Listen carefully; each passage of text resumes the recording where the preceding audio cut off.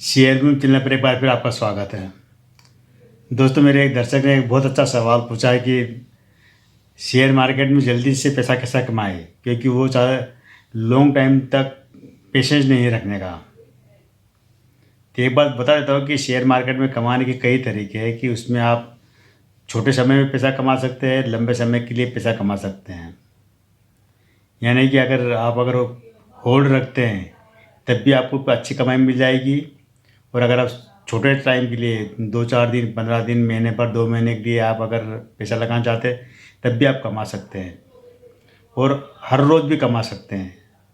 कुछ लोग होते हैं कि जो सुबह बैठते हैं और दोपहर तक अच्छा खासा अमाउंट लेके उठते हैं मार्केट से, जेब भर के निकल जाते हैं। लेकिन ये जब सारी चीज़ें होती कैसे कि आपको पूरी स्टडी करना चाहिए और आपके पास जानकारी होना ज़रूरी है। अगर जानकारी पहले से अगर किसी कंपनी के बारे में 2-4 कंपनी, 10 कंपनी में जानकारी पहले से जुटा ली और आप अगर पोजीशन लेके बैठेंगे, तो निश्चित है कि आज आप पैसा डालो, कल ही आप 10-15% पैसा कमा लोगे। ये मैं इसलिए कह रहा हूँ कि आजकल अभी आपने देखा होगा कि पिछले 1 महीने में मार्केट काफ़ी गिरा और उसमें अब थोड़ी रिकवरी भी आ रही है।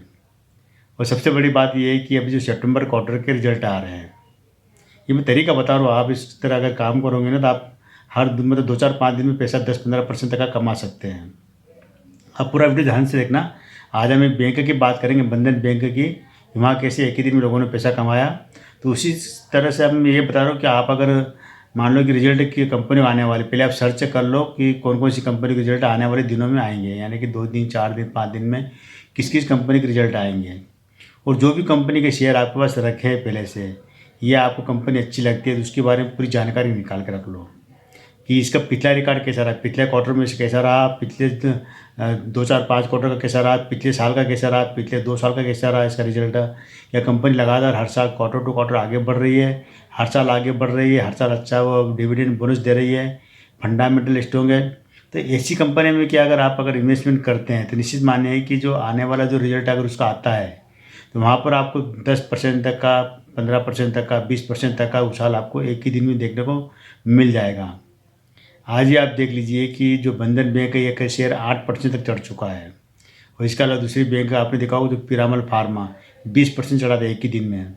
इसके अलावा जो अच्छी कंपनी होती है वहाँ पर क्या होता है कि एक पहले शेयर गिरता है, जो कि अभी जो गिरा है मार्केट उसके शेयर गिर चुके हैं, तो वहाँ से अब 15-20% की तेज़ी आती है। तो आप अगर अमाउंट लेके बैठते हैं, आपके पास अगर इतना एक्सेस पैसा हो, कैश हो, ज़रूर नहीं कि आप बैंक से कर्जा लो या किसी जो है अपना घर का सामान या ज्वेलरी बेच कर पैसा लगाओ। आपके पास जो पैसा एक्सेस हो और जितने आप रिस्क ले सकते हैं। तो ये मानिए कि जो रिजल्ट अगर अच्छा आया कंपनी का, आज मान लो कि अगर आप जैसे पीएनबी का रिजल्ट है, बैंक ऑफ बड़ौदा का, आप बैंक ऑफ इंडिया का, केनरा बैंक, ये जितनी बैंक है इनके रिजल्ट अभी अच्छे आ रहे हैं। जो सरकारी क्षेत्र के बैंक का हो या प्राइवेट बैंक का, अभी रिजल्ट इनके अच्छे आ रहे हैं। लेकिन ये सारे जो बैंक को शेयर देखे जाए तो पिछले 1 महीने में 20 से 30% तक गिरे हुए भी है, आपको गिरी हुई रेट में मिलेंगे। अगर रिजल्ट इनके अच्छे आ जाते हैं तो ये मान के चलिए कि आप 2-4-5 दिन में भी अच्छा पैसा कमा सकते हैं। और अगले क्वार्टर तक, जो अगला क्वार्टर 3 महीने बाद आएगा, तब तक भी इसके अंदर तेज़ी देखने को मिल जाएगी आपको, क्योंकि अब शेयर अब गिरेगा तो क्वार्टर रिजल्ट ऐसे गिरेगा, तो अगला रिजल्ट आएगा 3 महीने बाद आएगा, हर 3-3 महीने में आता है। इनमें क्या क्या आने वाले 3 महीने तक अगर बड़ी घटना नहीं घटी तो 1-2% तक की तेज़ी भी देखने को मिल जाएगी। यानी कि आप 1-2 दिन में पैसा कमा सकते हैं, 2-3 महीने में पैसा कमा सकते हैं। अगर आप लॉन्ग टाइम रखते हैं तो 2-4-5 साल के लिए रखते हैं तब भी पैसा कमा सकते हैं। लेकिन ये सारी चीज़ें जो मैं बता रहा हूँ, ये सारी चीज़ें होती है स्टडी पर डिपेंड करती है कि हम केवल टीवी देख के अगर डिसीजन नहीं लेना चाहिए, वहाँ पूरी जानकारी नहीं मिलती, खुद ही एक खंगालना चाहिए। और मेरे वीडियो देख लीजिए, मैं भी अपनी वीडियो पूरी जानकारी देता हूँ। मैं कंपनी के बारे में, कंपनी के डेटा के बारे में, कंपनी के पूरी अब तक क्या क्या सारी जानकारी देता हूँ। आज हम बात करेंगे बंधन बैंक की। इस बैंक की जो शुरुआत हुई थी 2001 में, कलकत्ता से 60 किलोमीटर दूर एक छोटे से गांव से शुरुआत की थी इन्होंने। और तब ये एक माइक्रो फाइनेंस थी, मतलब जो जो होते हैं जो छोटे मोटे किसानों को, व्यापारियों को, बिजनेसमैन को या दिहाड़ी पर काम करने वाले लोगों को छोटे मोटे लोन बांटा करती थी ये। बाद में क्या हुआ कि इन्होंने मतलब 2007-8 के आसपास इन्होंने एक दूसरी जो कंपनी थी जो एनबीएफसी थी, उसको इन्होंने अधिग्रहण कर लिया। तो अधिग्रहण करने के बाद में क्या कि इसकी भी जो एक पहचान एनबीएफसी रूप में हो गई, यानी कि बैंक नहीं, लेकिन बैंक की तरह NBFC non banking finance corporation जो होती है वो, तो बैंक एनबीएफसी के रूप में इन्होंने स्थापित कर लिया अपने आप को, और कह सकते बहुत तेज़ी से विस्तार किया, और कह सकते हैं कि ये एक सबसे बड़ा जो एक एनबीएफसी के रूप में बन चुका था बैंक 2014 तक, और तभी 2014 में इसको आरबीआई से मंजूरी मिल गई बैंक के रूप में, और वहीं से मतलब कह सकते हैं कि इस बैंक ने एक लंबा कह सकते हैं कि बहुत तेज़ी से उछाल मारा और बहुत आगे बढ़ी है। आज ये बंधन बैंक कह सकते हैं कि किसी भी जो बड़ा बैंक है, चाहे एचडीएफसी हो, आईसीआईसी हो, चाहे SBI, PNB, bank of Baroda है, केनरा बैंक, इसके टक्कर में खड़ा हुआ है बैंक ये। देख लीजिए, एक माइक्रो फाइनेंस कंपनी से शुरू, अब मात्र 2001 से लेकर 24 साल में भी इन्होंने, इस बैंक ने उन बैंकों को बराबरी कर ली जो कि 100 साल पुराने बैंक है, उसकी बराबरी कर ली इसने। तो कैसे इसका भविष्य अच्छा है, जिस तेज़ी से बैंक बंधन बैंक आगे बढ़ रहा है, जिस तरह से ये देश भर में अपने ब्रांच खोल रहे, देश भर में इनका जो इनका रेवेन्यू बढ़ रहा, मार्केट के बढ़ रहा, उस हिसाब से हम कह सकते हैं कि ये बैंक आने वाले दिनों में आपको अच्छा खासा रिटर्न दे सकता है। 2018 में शेयर मार्केट में लिस्ट हुई, ज़्यादा पुरानी नहीं, लेकिन 2018 के बाद लिस्ट होने के बाद ही इस कंपनी के जो शेयर ने अपने निवेशकों को मालामाल भी किया हुआ है। हम पहले इसका डेटा देख लेते हैं, डेटा क्या है।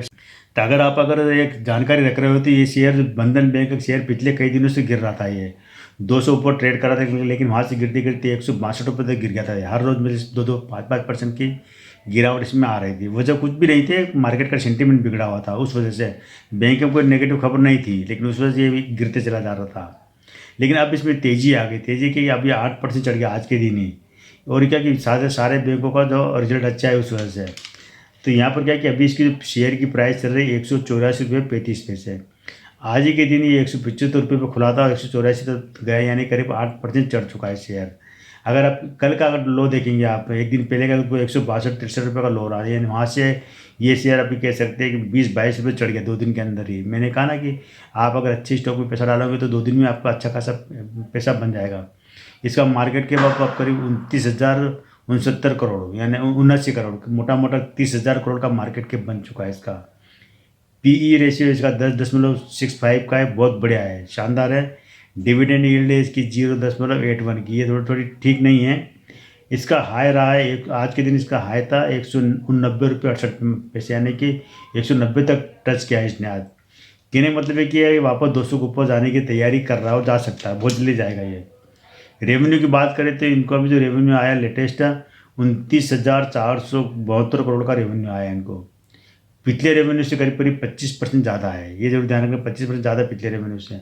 नेट इनकम इनको 937 करोड़ की हुई है, 937 करोड़ 44 लाख की। हम इस पिछले अगर 5 क्वार्टर का हम देखते हैं, 5 क्वार्टर इसलिए कि जो सितंबर 2023 और सितंबर 2024, क्योंकि ये क्वार्टर रिजल्ट में क्या है, सेम पिछले साल का जो पिछले उससे हम कंपेयर करते हैं। ये हमेशा होता है, जब भी ध्यान रखना है कि पिछले साल से कंपेयर करके देखना चाहिए कि पिछले साल सेम क्वार्टर में कंपनी का परफॉर्मेंस कैसा था, कंपनी मतलब बैंक का। तो 2023 में इनको जो सितंबर 2023 में रेवेन्यू आया था, इनको 4,492 करोड़ का रेवेन्यू आया था। ब्याज के रूप में इन्होंने 2,049 करोड़ रुपये चुकाए थे, और 2,036 करोड़ रुपये खर्चा आया था। नेट प्रॉफिट हुआ था इनको 721 करोड़ का। और अभी लेटेस्ट 2 सितंबर 2024, इसमें इनको 5,500 करोड़ का रेवेन्यू आया, 2,552 करोड़ रुपये ब्याज में चुकाए, 2,294 करोड़ रुपये इन्होंने खर्चा किया, और 937 करोड़ रुपये इनको नेट प्रॉफिट हुआ है। आप अगर दोनों के बीच में अंतर देखेंगे, सितंबर 2023 और 2024, तो करीब 216 करोड़ रुपये इनको ज़्यादा आया इस बार प्रॉफिट में। रेवेन्यू भी ज़्यादा था, खर्चे भी ज़्यादा थे, लेकिन प्रॉफिट भी ज़्यादा हुआ है, ये बात अच्छी है। और अगर हम इसकी जो बात करते पिछले क्वार्टर से तुलना करते, पिछला है ना कि जून का क्वार्टर जो गया उससे, तो जून में इनको जो आया था जून 2024, इनको 5,536 करोड़ का रेवेन्यू आया था, और अभी आया है इनको 5,500 करोड़ का, यानी 36 करोड़ रुपये रेवेन्यू कम हुआ। यहाँ पर ब्याज के रूप में इन्होंने 2,531 करोड़ रुपये चुकाए, कब जून 2024 में, और अभी इन्होंने चुकाए 2,552 करोड़ रुपये, यानी कि इस बार इन्होंने ब्याज में ज़्यादा पैसा इनका लगा है, ज़्यादा पैसा गया है। खर्चे की बात करेंगे तो जून 2024 में इनको 2,115 करोड़ रुपये खर्चा हुआ था, और सितंबर 2024 में 2,294 करोड़ रुपये खर्चा हुआ है, यानी यहाँ इनके खर्चे भी ज़्यादा बढ़े हैं। प्रॉफिट की बात करेंगे तो जून 2024 में इनको 1,063 करोड़ का प्रॉफिट हुआ था इनको, और लेकिन इस बार क्या हुआ कि खर्चे ज़्यादा हो गए, ब्याज ज़्यादा चुकाना पड़ा, इस कारण इनका जो प्रॉफिट हुआ है वो 937 करोड़ का रहा। मतलब कम हुआ पिछले, अगर उससे देखा जाए तो करीब करीब ये से 126 करोड़ रुपये कम प्रॉफिट हुआ है इनको 2 ही क्वार्टर के। मतलब पिछले क्वार्टर से अभी जो सितंबर क्वार्टर में देखा तो 126 करोड़ रुपये प्रॉफिट कम आया, क्योंकि इनके खर्चे ज़्यादा हो गए थे। रेवेन्यू कोई कमी नहीं थी, रेवेन्यू लगभग बराबर, लेकिन खर्चे और ब्याज ज़्यादा हो गया था इनका। मार्च का देखा तो मार्च से कोई ज़्यादा अंतर नहीं है। मार्च में तो हाँ, मार्च में एक चीज़ जरूर नेगेटिव आएगी आपको कि यहाँ पर इनका जो प्रॉफिट ज़बरदस्त कम हुआ था, मात्र 55 करोड़ का प्रॉफिट था। जबकि रेवेन्यू देखा तो रेवेन्यू वही है, 5,190 करोड़ का रेवेन्यू आया था मार्च 2024 में। ब्याज के रूप में इन्होंने 2,323 करोड़ रुपये चुकाए। खर्चा हुआ था 2,496 करोड़ का, लेकिन यहाँ पर इनको करीब करीब 55 करोड़ रुपए का ही प्रॉफिट हुआ, मात्र 55 करोड़ का। सबसे कम प्रॉफिट देखा जाए तो यहीं पर हुआ इनको मार्च 2024 में। दिसंबर 2023 में इनको 4,665 करोड़ का रेवेन्यू आया था। ब्याज के रूप में चुकाए इन्होंने 2,140 करोड़ रुपये, और खर्चा हुआ इनका 2,099 करोड़ का, और प्रॉफिट हुआ था 733 करोड़ का। यानी कि यहाँ पर आप अगर चाहे पाँचों क्वार्टर में आप देखेंगे, सबसे जो बेकार क्वार्टर रहा है इनका मार्च 2024 का। बाकी सब कुछ सही है, दूसरे क्वार्टर में कोई दिक्कत नहीं है यहाँ पर। अगर हम देखते हैं कि इनके पास कंपनी को यानी बैंक चलाने के लिए कैसी स्थिति है मालिकों की, तो शेयर पूंजी के रूप में इनके पास 1,611 करोड़ रुपये शेयर पूंजी है। रिजर्व इनके पास अच्छा है, 19,999 करोड़ का रिजर्व इनके पास, बहुत अच्छा रिजर्व है। लेकिन उधार भी बहुत अच्छा है, 1,51,574 करोड़ रुपये उधार देना है। उधार क्या होता है, जो इनकी बैंक में पैसा रहता है पब्लिक का, वो पैसा है कि 1,51,574 करोड़ का। मैंने कहा था ना आपको पहले कि जितना मालिक की आवश्यक नहीं होती उससे कई गुना इनका कर्जा नजर आएगा। सभी बैंकों में से दिखेगा, आप चाहे NBFC देखो, चाहे सरकारी बैंक को देखो, चाहे प्राइवेट बैंक को, जहाँ भी पब्लिक का पैसा पड़ा वहाँ आपको देनदारियाँ या कर्जा आपको ज़्यादा नजर आएगा। अन्य देनदारियाँ इनकी 4,659 करोड़ की अन्य देनदारियाँ। टोटल अगर हम देखते हैं इसकी जो वैल्यूएशन, तो 1,77,842 करोड़ रुपये बैठता है बंधन बैंक का। संपत्ति के रूप में इनके पास अचल संपत्ति 959 करोड़ की है, और करीब 29,288 करोड़ रुपये का उन्होंने निवेश भी किया हुआ है। यानी कि आप कह सकते हैं कि जो बैंक है, बंधन बैंक है, फंडामेंटली बहुत ही स्ट्रॉन्ग है, बढ़िया है। कर्जे पर मत जाइए, कर्जे हर बैंक में, हर फाइनेंशियल इंस्टीट्यूट में, फाइनेंशियल कंपनी जितनी चाहे NBFC सब में आपको कर्जा नज़र आएगा, तो उसको मत देखिए। तो ये दोस्तों, ये बंधन बैंक का जिसके शेयर की हमने चर्चा की, केवल बंधन बैंक नहीं, आप किसी भी बैंक के शेयर में, इसमें अगर आप जो आने वाले रिजल्ट है, अगर आपको लगता है कि इसके रिजल्ट बढ़िया रहेंगे, तो इसमें आप इन्वेस्टमेंट कर सकते हैं। 1-2 दिन में आपको शॉर्ट टाइम में अगर आप पैसा कमाना हो तो कर सकते हैं। रिस्क आपकी रहेगी, मर्जी आपकी रहेगी। मेरे तरफ से कोई फोर्स नहीं है, मैं केवल जानकारी देता हूँ, जो दर्शक मांगते हैं वो बताता हूँ कि भाई किस तरह से स्ट्रेटेजी बनाएगी हमारा पैसा जल्दी जल्दी बढ़े। क्योंकि हर तरीके सही होते हैं, लॉन्ग टाइम के लिए आप लेके रखोगे तो वहाँ भी आपको मुनाफा मिलेगा अगर अच्छी कंपनियाँ होगी तो, वरना लॉन्ग टाइम में क्या होता है, कई बार क्या पता नहीं चलता कौन सी कंपनी खत्म हो जाती है, डिलिस्ट हो जाती है। तो अच्छी कंपनी में करना है, शॉर्ट टाइम में करो तो वहाँ पर भी देखोगे अच्छी कंपनी में करो, उसका तभी मिलेगा शॉर्ट टाइम में पैसा, तभी रिजल्ट का माहौल चल रहा है, आप कर सकते हैं। तो ये था बंधन बैंक का आज का जो मैंने बताया आपको। बंधन बैंक के अलावा आप दूसरी बैंक में भी आप इन्वेस्टमेंट कर सकते हैं। आप चाहे PNB में कर सकते हैं, बैंक ऑफ बड़ौदा में कर सकते हैं, केनरा बैंक में कर सकते हैं, या आप जितनी भी जो अच्छी बैंक है उसमें आप इन्वेस्टमेंट कर सकते हैं। लेकिन ये जरूर ध्यान रखना है कि आपको उसका डेटा थोड़ा बहुत जानकारी होना बहुत ज़रूरी है। तो आज के दोस्तों इतना ही। कल फिर मिलते हैं हम एक नए वीडियो के साथ, नई जानकारी के साथ। तब तक इस चैनल पर बने रहिए, शेयर कीजिए, सब्सक्राइब कीजिए।